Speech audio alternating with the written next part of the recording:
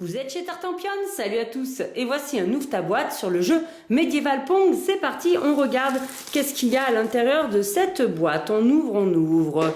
Alors à l'intérieur, on a 2 fois 9 tours en plastique et une balle de ping-pong dans chacune. Alors regardons ces tours de plus près. Donc on voit bien ici que sur le haut, il y a des créneaux et on voit surtout bien le dessin des briques sur les murs et l'intérieur de ces gobelets. On a la même chose en face, une balle également. Alors je vais remettre la balle dans le couvercle pour pas qu'elle s'enfuit, et on a bien ici 9 tours empilées les unes avec les autres. On a à l'intérieur également 2 petits sachets de plastique, une petite publicité. On tombe ensuite sur 2 aides de jeu, vous voyez, qui se déplient comme ceci, en recto et en verso selon le mode de jeu que l'on utilise, et surtout en français. Donc 2 fois la même aide de jeu. Et ici dans le fond de la boîte, alors toute la boîte est dessinée avec des murs de pierre, même l'intérieur, on a des planches de jetons.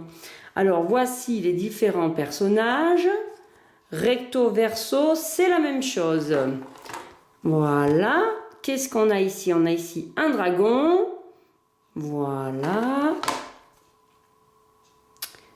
Les différents personnages qui du coup nous permettront de jouer de différentes manières, et tout ceci est repris dans la règle du jeu ainsi que dans l'aide de jeu. Les couronnes, les catapultes, le dos des couronnes et le dos des catapultes, c'est la même chose.